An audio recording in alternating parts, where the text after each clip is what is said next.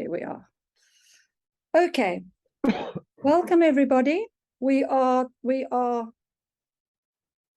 Mitch. If you don't know me, I'm Mitch Immelman, and I look after Curious Journeys, and I will be your host on this tour. And tonight's presentation, I will take you through a portion of it, and then I will hand over to the last portion, or the second portion of the presentation. I'll hand over to Gautam Popat, who will be looking after us, all of us, from the Gujarat side of things.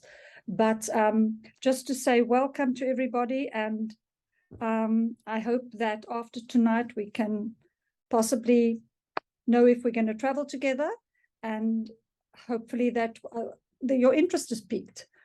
Quite a few of you, one or two of you I have traveled with before, so you know me, and the others I work with, and the others I'll get to know. So here we go. I'm the creator and the founder of Curious Journeys. I look after, basically my specialization is curated journeys to India, Nepal, and Sri Lanka. My hugest passion, of course, is India. I've been traveling and experiencing and exploring India for many years, and I look forward to putting things together that are of interest and a little bit different and a little bit exciting, and for my audience, which are mainly ladies of my own age. And so hence the tour. We had one of these. We had a textile tour last year, which was an absolute blast and a great success. So that's why I'm doing this particular routing again, because I feel it is such a wonderful opportunity for us to get to know a different region of India that not many of us have been exposed to, and that's Gujarat, because the richness of the culture and the rural industry and the textile industry in the rural villages is so beautifully, wonderfully rich that it deserves a lot of attention. All right, so our routing on this tour will take us into Delhi and Agra and Jaipur. That is Agra and Jaipur, obviously in Rajasthan, and then Ahmedabad and Bhuj are in Gujarat. So as we go through this, I will take you through just a little bit of the logistics of the tour. I will be speaking a lot on the logistics and the more sort of practical side of things, and Gautam will present more on the actual textile, the history of the textile, more of a knowledge base of textiles in the area that he will be touring with us.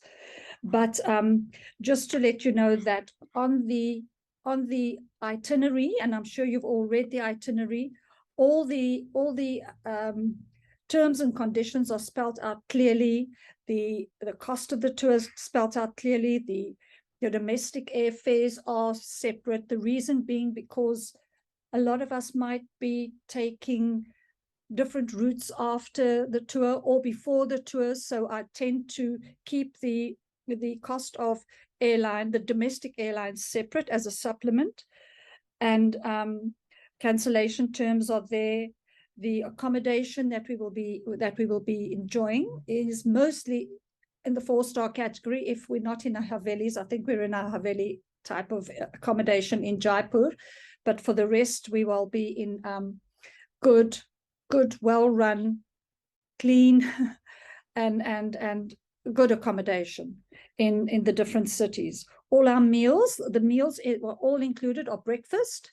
We have a couple of other complimentary meals that are also spelled out in the itinerary, and some very interesting ones. And we will also be having a meal with or at least a cooking lesson with a family in Jaipur, and that's going to be very interesting. And I'll touch on that later on. Our guides will all be English speaking, and depending on our group, I'm heading for 8, but sometimes we may spill over to 10. Hopefully, if we don't, that's also okay. But we'll have a very comfortable bus. It'll be a wonderful tempo traveler. The people that have traveled with me before will know that the buses are very comfortable. The guides are good, and all the logistics is always very good. Okay, So our first stop is obviously going to be, our first stop, or shall I say our commencement, is in Delhi. Now, this is where everybody will either fly into, or basically that's where our tour starts on the 27th. On that particular day, we don't have any formal activities because people dribble in. Some arrive early, some arrive later. So we take that day as it comes. It's also a time for the travelers just to find their feet and sort of get familiarized. Those of us that do arrive, I just want to mention, if you do arrive very early in the morning, as a matter of fact, just let me cover this. When you do arrive in India, irrespective of what time, because I don't think we'll all be arriving at the same time because we're coming from different countries, all transport, there's a transport service from whenever you arrive, whatever your time of arrival is, to the hotel to get you comfortable. Those who do arrive very, very early can apply to have an extra day accommodation. Like, for instance, if you arrive 4 or 5 in the morning, and because general check-in time is normally about 12 o'clock or 2 o'clock, that's a long time to wait. There is an opportunity for you to book an extra day to, get settled in, maybe have a sleep, have a lovely breakfast for a supplement cost. I think it's $92, but that is also in the itinerary. And so basically that's an orientation day. I am there all the time. If there's anything specific you want to do or have fun or whatever, I'm there to help you and guide you and maybe go out with you. It'll be great fun. The next day in Delhi as well, we'll be there for 2 nights. We will be spending a lot of time getting to explore. Those who have not been to Delhi before, we'll be exploring old Delhi, the Chandi Chowk. That'll take mostly the morning. That'll be old Delhi, where you'll be exploring a lot of street food and seeing old Delhi as it was, and honestly is still run as it is. It's like a wonderful old wholesale market that's been running for hundreds of years, and it hasn't changed. It's just absolutely wonderful. The afternoon we'll be spending at I made the choice at a wonderful craft center. It's called Delhi Heart. In my opinion, one of the best craft centers because it showcases and sells product from all over the country. People get an opportunity to showcase their products for a number of months. They apply, and so you are buying items from Assam, all over the country, all Northeast India, South India, all over the products there, and they're very good and they're very well priced as well. And I thought it would be a great start for you to see what the actual quality of product is that does come out of India. Right.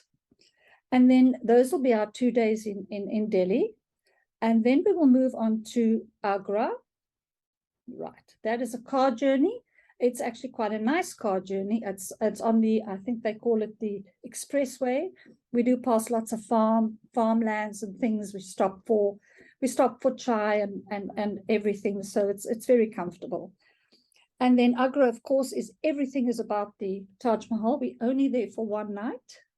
So we will arrive, we'll arrive and then spend the day, the late afternoon, going to a garden called the Mehta Bagh. It's actually called a Mehta Bagh. It means the moonlight garden. It's a beautiful old Mughal garden where you will get a view of the Taj Mahal from the back, across the river. It's actually very beautiful, especially at sunset. It's lovely as the hues, the sunset hues reflect on the marble. You get some beautiful coloring off that building, and it's quite romantic. And I know, because I'm a photographer, so I absolutely love photographing that particular area because the garden is really lovely, and the view out onto the Taj Mahal from the back of the garden especially is very, very beautiful. Next morning, we will wake up very, very early, and then we go to the Taj Mahal again, where we will go into the property, onto the estate, and you'll see a completely different lighting, and you will see a completely different building from a different view, and it is awe-inspiring and very exciting. It does take your breath away, and we will spend quite a bit of time there. You will be doing photographs. We'll go in and we'll be guided around, and don't worry about the crowds, because it has always been a concern for everybody, but there is a gate for foreigners, so one tends to go in quite quickly, and you don't stand in the crowds, the long crowds, queues. And then thereafter we just go back, have a breakfast, and then we will hit the road to, come on, oops, sorry. We'll hit the road to Jaipur. Right. Jaipur is going to be a 4-night stay for us. The reason for that is because Jaipur is a very, very exciting city. So we're there from day 4 to day 7. We'll be staying in a very nice haveli. The name thereof is Kandala, I think. And it is on your itinerary, and there is a link to, as a matter of fact, there's a link to all the accommodation on the itinerary. You can have a look. So in Jaipur, there is a lot of activities. On the way to Jaipur, we'll be stopping over at one of the most famous landmarks, stepwell landmarks in India. India has many stepwells. They're either abandoned or in use. And they're also known as Boaris. I don't even know how to pronounce that name. And they were designed to fill and empty with the changing of the season, where they allow access to water via a series of cascading steps. And no matter how low or high the tide, there used to always be water for the local folk. They're not I've never seen a stepwell that is still in use, but I do believe there are some in India that are in use. They're magnificent features of architecture and absolutely wonderful to experience and to see. So we'll be stopping over there on our way from Agra to Jaipur to break the trip. And in any case, the little village of Avaneri is also delightful just to wander around in. Okay. Apparently, I'm running out of time. I better be quicker. Okay. So what I'm going to do is just say to you, because I'm going to have to hand over to Gautam, because he's got a lovely presentation. Jaipur is very exciting. There's a lot of shopping. There's a lot of experiences. We're going to be doing quite a lot of things there, but the itinerary does spell that out. The biggest one is a wonderful workshop that we're going to have in a beautiful little village called Bagra village, where we're going to do hands-on work in a block printing workshop. So that's going to be very exciting. Now I'm going to introduce, sorry that I'm rushing, the time apparently is running out. I'm going to introduce you to Mr. Gautam Popat. He is a wonderfully experienced person on the subject of textiles and the tribes of Gujarat. He's written books on this fascinating subject. He's very well versed, and he's won so many awards, and he is the best knowledge guide to take us through Gujarat, and we are very privileged to have him on board. Now, what I'm going to do is hand over to Gautam, and you take over, Gautam, and let us know what you have in store for us. Thank you, Michelle, for the lovely introduction. And good evening, everybody.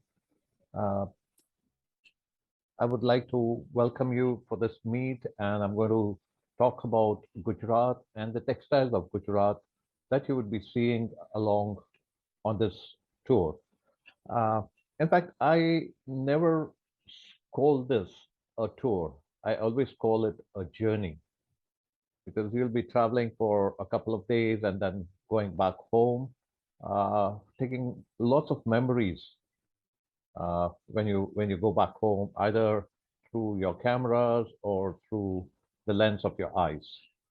So on this particular journey that we are going to travel, which is a textile journey or a textile tour, there are 6 F's which are very important. Don't get me wrong, not the slang, but the 6 important F's of the textiles. And we are going to take you and show you all this during our journey. The first one is the field, where you'll see the cotton plantation, and maybe if you're lucky enough, you will see some of the ladies, children, men handpicking the cotton. The second F of the six is fiber. From the cotton, you make the fiber. The next one is fabric. Next slide, please.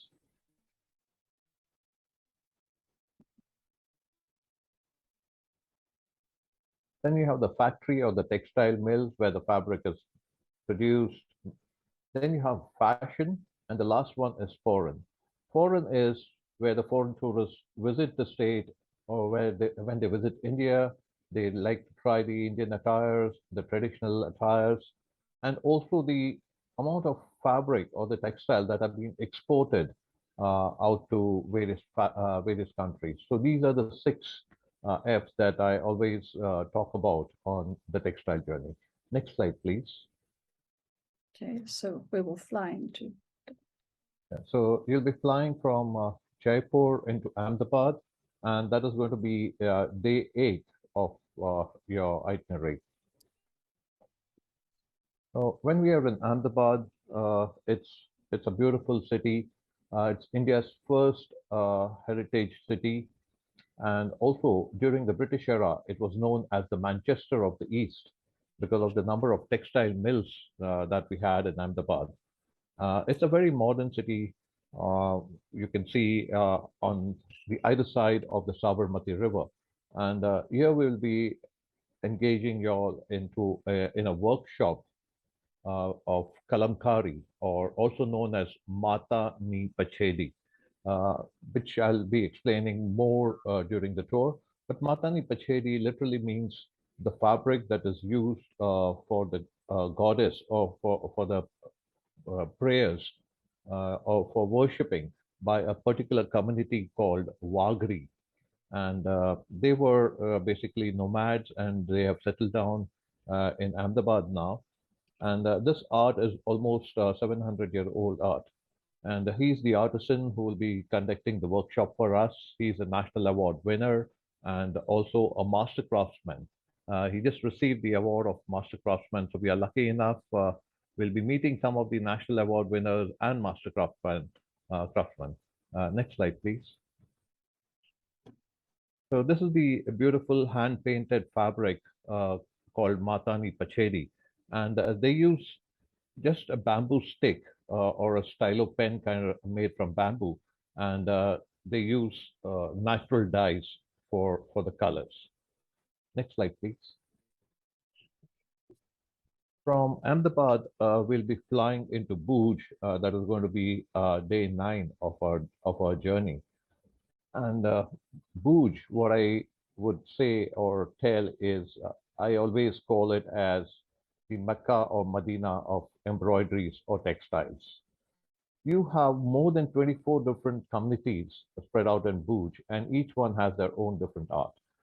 This particular picture, what you're seeing is the different shades of indigo that have been dyed, and these yarns would be used in making the shawls. So we are visiting a village called Bujodi in the Kutch region, and we'll be seeing some beautiful weaving of the shawls known as the Bujodi shawls.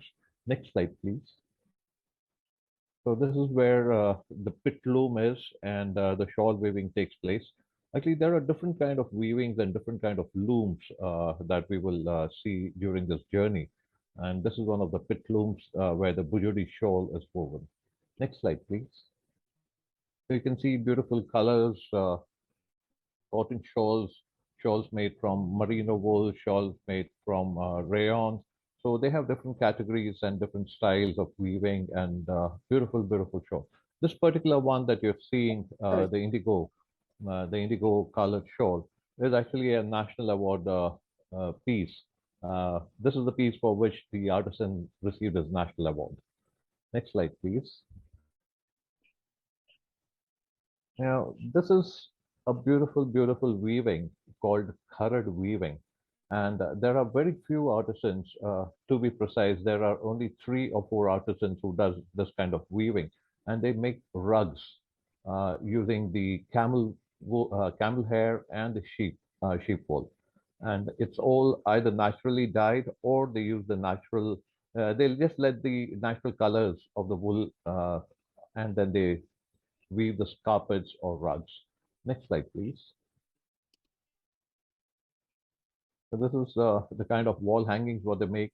The one that you see on the left of your screen is actually a story that has been woven by the artisan.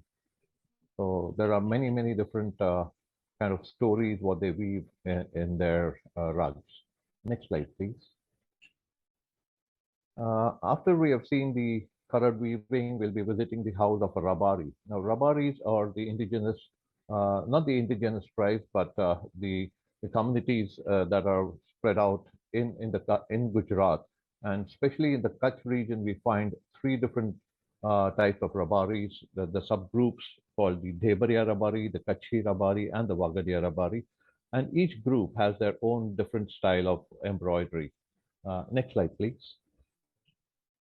So this is one of the pictures. I was lucky enough to get it. Lady doing the embroidery work, beautiful tattoos on the hands, and the kind of color combination for they use for their embroidery. Next slide, please. This is the picture of the camel bags what they use. They put bags onto the camels to transport different goods because they are semi-nomadic. So we'll be seeing some beautiful, beautiful embroidery work by different communities. Next slide, please. You must be wondering why the statue. Actually, this statue is uh, which was excavated during the time of the Indus Valley civilization excavation being carried out at Mohenjo-daro and Harappa. And you can see the kind of motifs or the patterns on the statue. This is actually the pattern of block printing or the specific printing in Gujarat, what we call it as Ajrak printing. So the history of Ajrak dates back to almost 2,500 old craft that you're going to see. And this is the beautiful Ajrak block printing. Here, the rushes what they use in Ajrak is very different. And Ajrak literally means keep it for today, or it also means blue in Arabic. So we'll be doing a workshop on Ajrak printing by one of the most talented artisan, Sufyan Khatri. Next slide, please.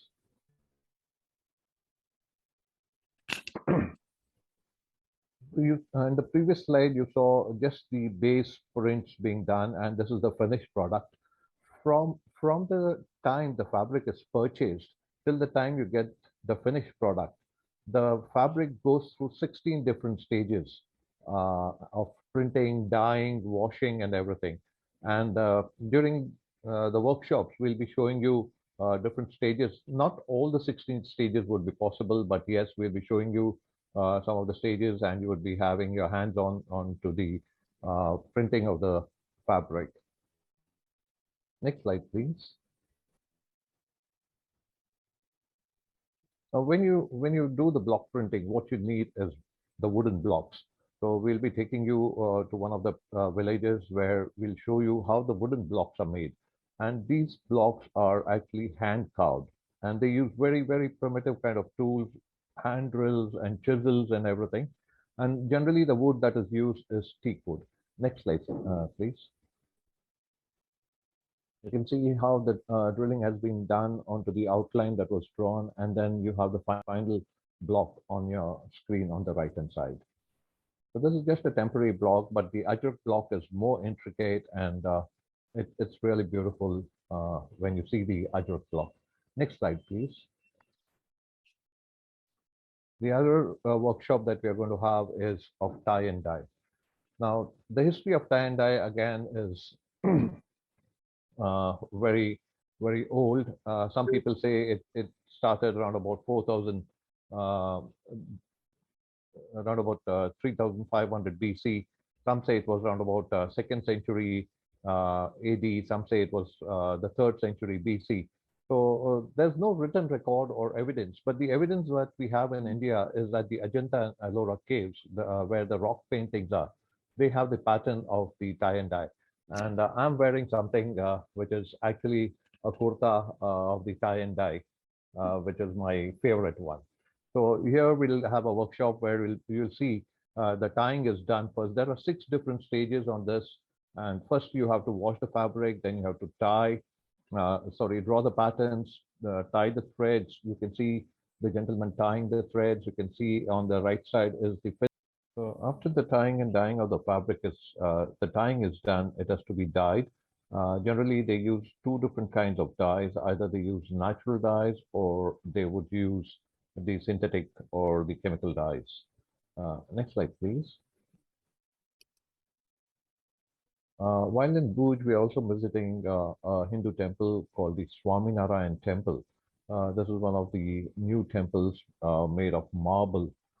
They have used the Makrana marble as well as the marble from Gujarat.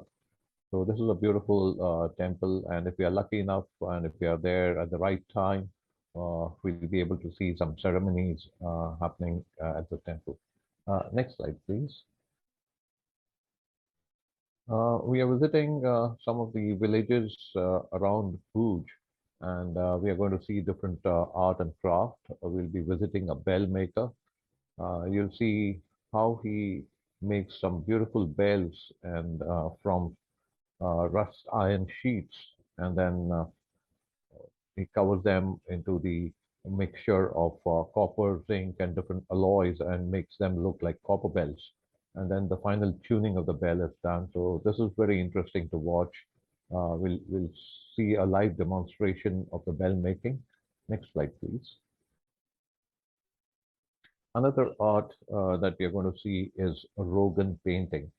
Rogan literally means oil-based, and the painting, what they do on the fabric, the main ingredient is the castor oil, which is boiled and cooled for 2 hours, 3 hours every day, and then till the time it becomes like a chewing gum. And then they mix different colors into it, and just with the help of a small spindle, they draw beautiful patterns onto the fabric. And their signature pattern is the tree of life. And this art actually came into the Kutch region. It originated around Syria, and then it has come into the Kutch region almost 350, 400 years ago. And we are going to meet the National Award winner who's going to show us the demonstration of the Rogan painting. Next slide, please.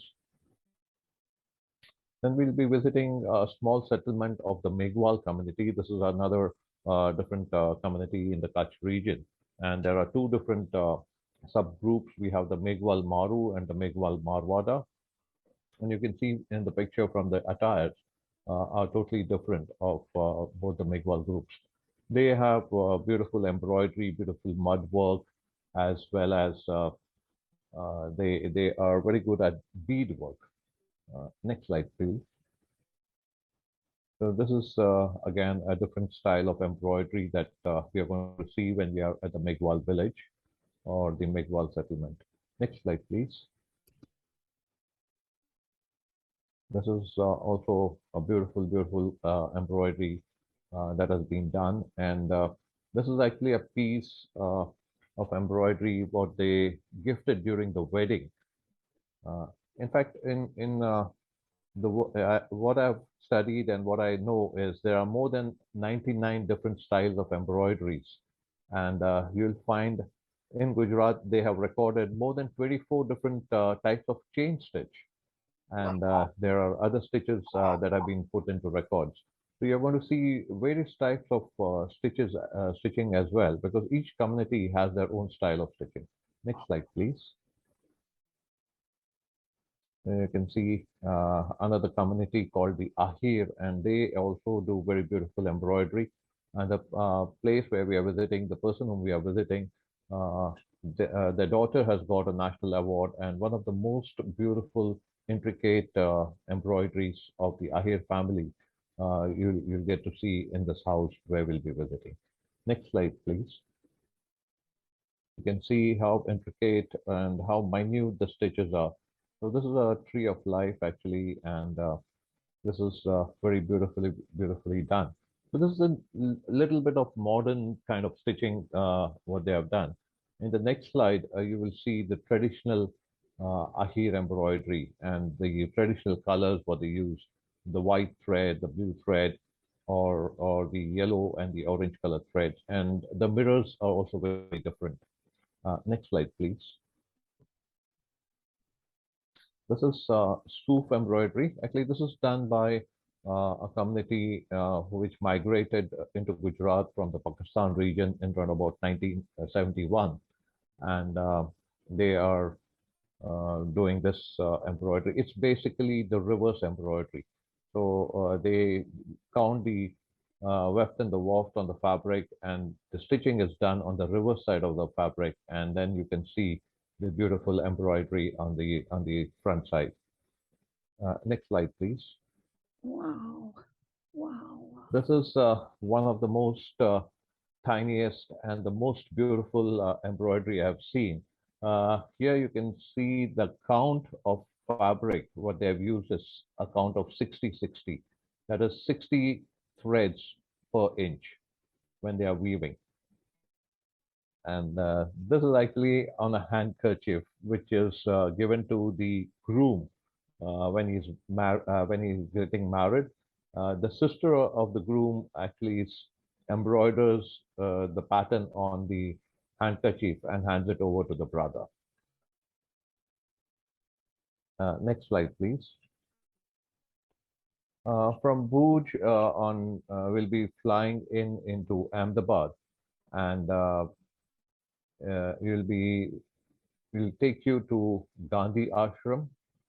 That is where Mahatma Gandhi set up his ashram, and he lived for 12 years. So we'll be seeing the house where he stayed. We'll see the picture gallery. We'll see the write-up gallery. We'll also take you around to the bookshop. So this ashram is actually situated on the banks of river Sabarmati. Next slide, please. Then we'll be taking you on a heritage walk of the old city of Ahmedabad.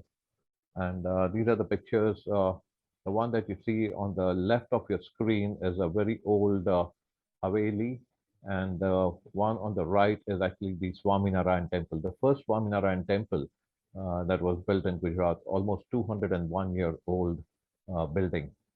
So we'll be walking through the folds and the olds of the old city of Ahmedabad, which is actually India's first heritage city. And the walk will be around about 2.5 hours. We'll be covering a distance of almost around about 2.5 to 3 kilometers during the walk. So the walk starts from the temple and it ends in the mosque.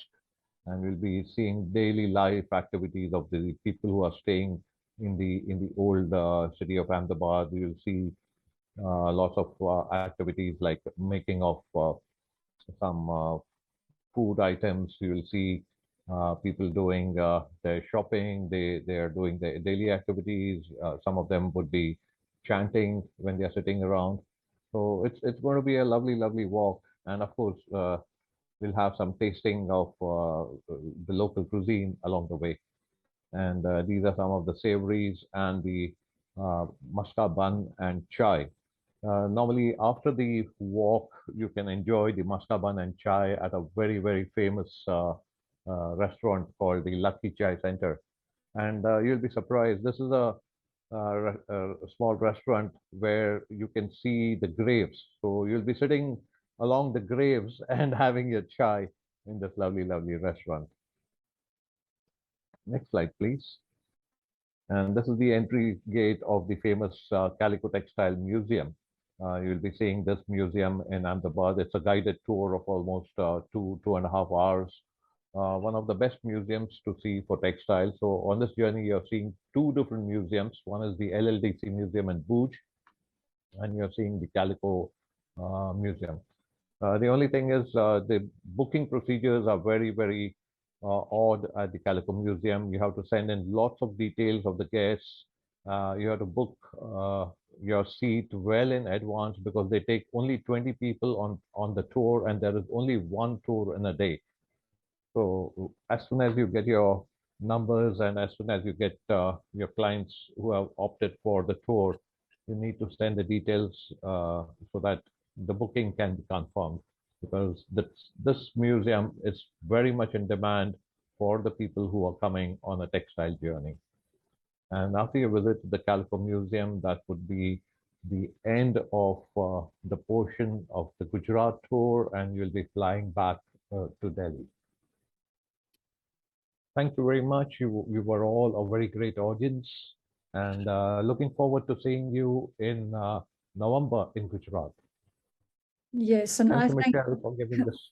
thank you very much, and we hope to see you on the tour, and we will whoever is going to be traveling, we'll be in contact soon, and so that the last of the arrangements can be made.